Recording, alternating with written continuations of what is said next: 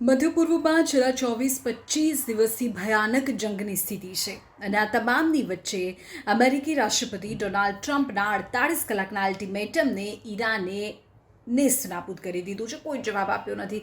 સામે પોતાની શરતો મૂકી દીધી છે. ઈરાને હવે યુદ્ધને રોકવા માટે અમેરિકા સામે 6 કડક શરતો મૂકી છે.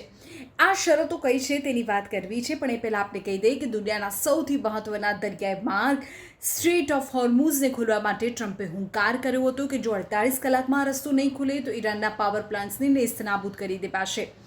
પરંતુ ઈરાને આ ધમકીની પરવા નથી કરી અને કહી દીધું કે જ્યાં સુધી તેમની 6 શરતો પૂરી નહીં થાય ત્યાં સુધી હોર્મુઝ નહીં ખુલે. હવે આ 6 શરતો કઈ છે કે જેણે વિશ્વભરમાં અત્યારે ચર્ચા જગાવી છે, તો તેની જો વાત કરીએ તો સૌથી પહેલાં તો ઈરાન પર લગાવવામાં આવેલા તમામ આર્થિક પ્રતિબંધોને હટાવવામાં આવે. બીજું, ઇઝરાયલ દ્વારા કરવામાં આવેલા હુમલાઓ પર અમેરિકા લગામ લગાવે. ત્રીજું, અમેરિકી સેના મધ્ય પૂર્વના દેશોમાંથી સંપૂર્ણપણે પીછેહઠ કરે. ઈરાનની જપ્ત કરાયેલી તમામ સંપત્તિ અને ફંડને રિલીઝ કરવામાં આવે. પાંચમું, અગત્યનું, ઈરાનના આંતરિક મામલામાં અમેરિકા ક્યારેય દખલ નહીં કરે તેવી લેખિત ખાતરી માંગવામાં આવી છે. અને યુદ્ધમાં થયેલા નુકસાનનું પણ આર્થિક વળતર ઈરાને માંગ્યું છે. ઈરાને કહ્યું છે કે જો આ 6 શરતો મંજૂર હોય તો જ સીઝ ફાયર પર વિચારવામાં આવશે.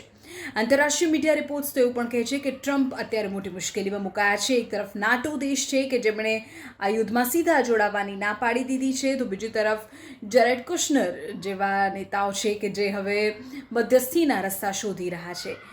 જો આ પરિસ્થિતિનો ઉકેલ વહેલી તકે ના આવ્યો તો વિશ્વભરમાં તેની અસર જોવા મળશે. ઈંધણના ભાવ આસમાને પહોંચી શકે છે.